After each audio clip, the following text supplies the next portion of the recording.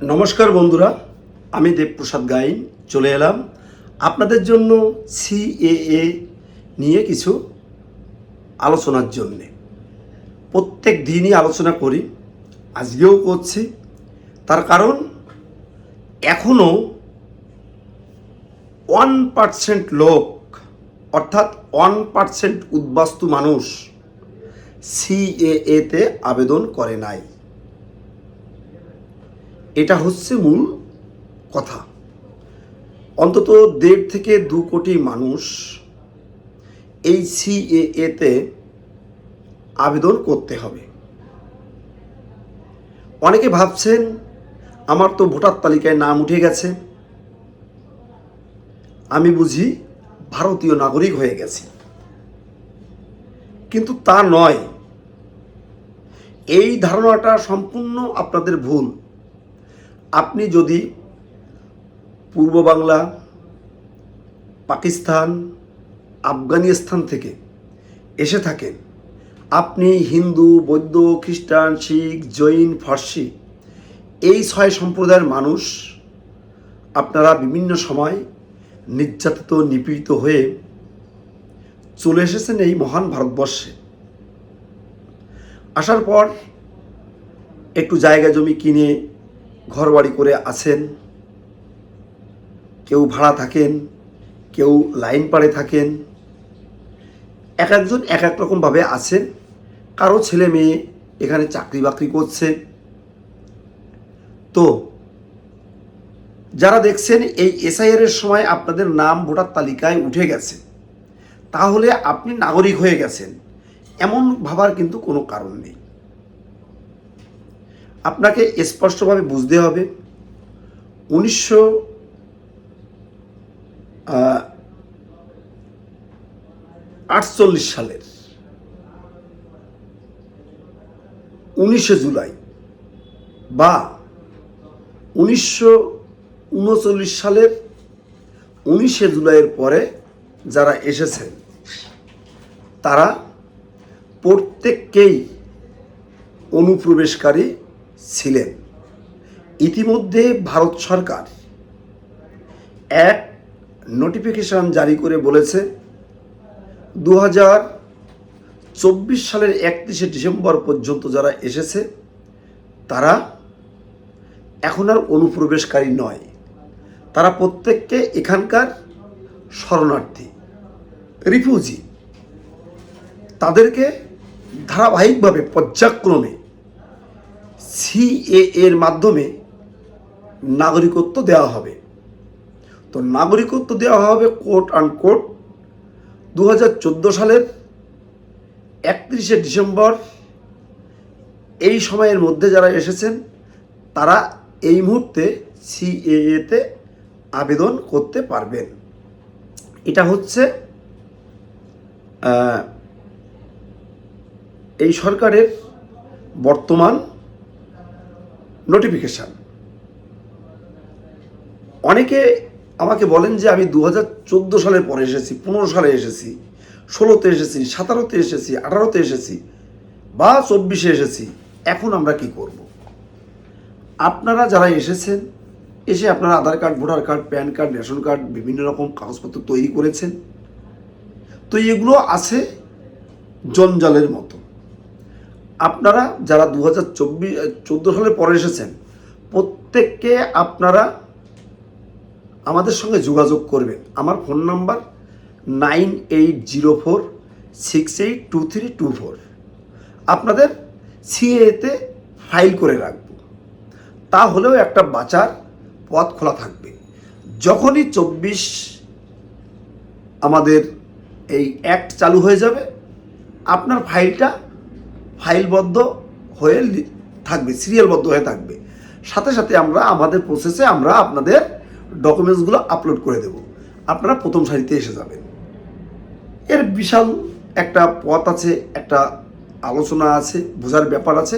আপনারা আসলে সরজমিনে আমরা আপনাদের বুঝিয়ে বলব, কোনো চিন্তা নেই। অনেকে বাংলাদেশের ডকুমেন্টস নেই বলেন, তাদেরকেও আমরা বলেছি কি করতে হবে, কি কি করতে হবে। আপনারা এই যে অ্যাপটার মাধ্যমে আমাদের সিএতে আবেদন করতে হয়, এটার ভিতরটা একটু অনেক বড় ব্যাপ্তি, কারণ একটা নাগরিকত্ব দেওয়ার ব্যাপার। এর ভিতরে সবাই জানে না যে কি করতে হবে, প্রচুর প্রশ্ন আছে ওর ভিতরে। অনেকে কম্পিউটার চালাতে জানে, অনেকে কম্পিউটার ইঞ্জিনিয়ারও আছে, সফটওয়্যার ইঞ্জিনিয়ার আছে, কিন্তু এই সিএএ যে অ্যাপটা আছে, অধিকাংশ কম্পিউটার জানা ছেলে মেয়ে, অধিকাংশ না, একদম 95% ছেলে মেয়ে কোনো প্রকারে যদি এই সিএএ অ্যাপস এর ট্রেনিং না নেয়, সে অবধি নির্ভুলভাবে আবেদন করতে পারবে না। এটা আমি গ্যারান্টি। যখনই আপনারা ওই সমস্ত মাতব্বরদের পাল্লায় পড়ে আবেদন করবেন, নির্দিষ্টভাবে কিছু না কিছু ভুল হবেই। তখন আপনাদের হ্যারিংয়ের ডেট এসে যাবে, ডিএলসিতে যাবেন, আপনারা একেবারে হাসি মাখা মুখখানা, উস্কো শুষ্ক মুখ নিয়ে কিন্তু আপনাদের ফিরে আসতে হবে। তার কারণ হচ্ছে ওই যে একটা ভুল মানে, একটা অক্ষর ভুল মানে সেটা কিন্তু ভুল। অনেক হিসাব কিসাব করতে হয়। ডেট অফ এন্ট্রি কী হবে, কীভাবে ডেট অফ এন্ট্রিটা আমাদের করতে হবে। আপনার ছেলে মেয়ের জন্ম এখানে, তাহলে আমাকে কিভাবে ডেট অফ এন্ট্রিটা দেখাতে হবে। ছেলে মেয়ের জন্ম বাংলাদেশে, অনেকে একটু কায়দা কানুন করে এসে এখানে ছেলে মেয়ের বার্থ সার্টিফিকেটগুলো করে নিয়েছে। তারা ভাবে আমার ওই ছেলে মেয়ের জন্ম কার্ডটাই বাঁচিয়ে রাখবো, আমি এবার তাহলে ডেট অফ এন্ট্রি কী দিতে পারি, সেটাও বিশ্লেষণের বিষয়। তবে ওই নাগরিকত্ব পাওয়া ছাড়া অন্য কোনো পথ খোলা নেই। আপনি ভাবছেন আমি গোপনে চুরি গোপনে কোনো রকম অনলাইন আমি একটা আমার ছেলে বা মেয়ের জন্যে আমি জন্ম সার্টিফিকেট করে নিয়েছি, করে নেওয়া আর এখানে জন্মগ্রহণ করা তার সার্টিফিকেট আর করে নেওয়া সার্টিফিকেটের ভিতরে কিন্তু আকাশ পাতাল ব্যবধান আছে। এটা কিন্তু মাথায় রাখতে হবে। সিএএ অর্থাৎ সিটিজেনশিপ, এই যে সিটিজেনশিপ অ্যামেন্ডমেন্ট অ্যাক্ট, এই সিএএ এর মাধ্যমে সিটিজেনশিপ সার্টিফিকেট আমরা পেতে পারি, অতি সহজে পেতে পারি। তাহলে কেন আমরা কঠিনভাবে নিজেদের আবারও চোর প্রমাণিত করে লুকিয়ে রেখে ডকুমেন্টস তৈরি করা ডকুমেন্টসকে আমরা প্রাধান্য দিয়ে কেন আমরা এগোবো? যদি আপনার জন্ম বা আপনার ছেলে মেয়ের জন্ম বাংলাদেশে হয়ে থাকে, অবশ্যই আপনি সিএতে আবেদন করাবেন। তাতে দেখবেন আপনার ছেলে মেয়েরও গায়ের ভিতরে একটু জোর থাকবে, আপনারও থাকবে যে না, আমার ছেলে মেয়ে বাংলাদেশে জন্মগ্রহণ করেছিল, এখানে এসেছিল, আসার পরে সরকারের নিয়ম আইন কানুন মেনে আমি সিএতে আবেদন করিয়ে আমার ছেলে মেয়েকে আমি এখানকার একজন নাগরিক তৈরি করতে পেরেছি। দেখুন, আপনার voter card, Aadhaar card, ration card, PAN card, ব্যাংকের বই, জমির দলিল, আপনার পোস্ট অফিসের বই, আপনার সরকারি চাকরি, এর কোনো একটা ডকুমেন্টসও আপনি যে ভারতীয় নাগরিক তার প্রমাণ বহন করে না। সুপ্রিম কোর্ট কিন্তু স্পষ্টভাবে আপনাদের বলে দিয়েছে। তাই আমি বলবো, অনেকে বলেন আমি অমুক চাকরি করি, আমি কি আবেদন করব, কেউ বলে আমি তমুক চাকরি করি, আমি কি আবেদন করব। দেখুন, আমি স্পষ্টভাবে বলছি, সেটা এরকম আরটিও, সেনাবাহিনী, নৌবাহিনী, police, postmaster, school master, primary high স্কুলের মাস্টার, পৌরসভায় চাকরি করে, এরকম অনেক মানুষকে আমরা সিএতে আবেদন করিয়ে তাদেরকে কিন্তু সার্টিফিকেটও পাইয়ে দিয়েছি। এটার কিন্তু একটাও মিথ্যে কথা আমি বলিনি। যদি আপনারা জানতে চান কোন আরটিওর সিএ এর মাধ্যমে নাগরিকত্ব নিয়েছে, আমার কাছে আসবেন, আমি দেখিয়ে দেব। তার পোস্টিং কোথায় আছে, ছিলেন ভদ্রলোক নদিয়াতে, এখন চলে গেছে অন্য ডিস্ট্রিক্টে, কোথায় আমি আর বলছি না, বলে দেব। কোন সেনাবাহিনীর, কতগুলো সেনাবাহিনীতে চাকরি করে তারা আবেদন করেছে, কতগুলো পুলিশের চাকরি করে আবেদন করেছে, নৌবাহিনীতে, নেভিতে চাকরি করে, আমরা বলে দেব। এখন আমার বক্তব্য হচ্ছে, আপনারা অনেক ভুল করেছেন, অনেকের কথা শুনেছেন, আর কারো কথা শুনবেন না। কারণ এই যে নাম কাটা গেছে, বলুন তো কে আপনাদের কিভাবে নাম উঠাই দেবে? এটা উঠানোর কোনো পথ নেই, একমাত্র টাকা পয়সা দিয়ে, ঘুষ দিয়ে আমরা যেভাবে তুলেছিলাম সেভাবেই তুলতে হবে।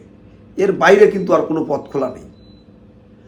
আমি দেখুন, আপনাদের বলি, আমি আমার সিএ সার্টিফিকেটটা দিয়ে আমি কিন্তু আমার ভোটার তালিকায় নাম তুলেছিলাম। এই দেখুন তার প্রমাণ, আমি এই যে ভোট দিয়েছি, আঙুলে এখনো কালি লাগানো আছে। দেখুন, অবশ্যই আপনারা দেখতে পাচ্ছেন যে আমার আঙ্গুলে কালি লাগানো আছে। তাহলে আজকে যদি আপনারা ওই সমস্ত ফাও মাতুব্বরদের কথাবার্তা না শুনে আপনারা সিএতে আবেদন করতেন, নাগরিকত্বর কার্ডটা পেয়ে যেতেন, তাহলে আজকে কোনো ঝামেলা থাকতো না। তো যাই হোক, দেখুন এই সিএতে আবেদন করতে এমন কোনো বিশেষ কিছু লাগে না। আপনি 2014 সালের 31শে ডিসেম্বরের ভিতর ঢুকেছেন, তার একটা প্রমাণ লাগে, Aadhaar card, voter card, ration card, PAN card, ব্যাংকের বই, জমির দলিল ইত্যাদি ইত্যাদি। আর একটি ধর্মীয় সার্টিফিকেট কোনো মন্দির থেকে নিতে হবে, আর 3টে কোর্ট অ্যাফিডেভিট।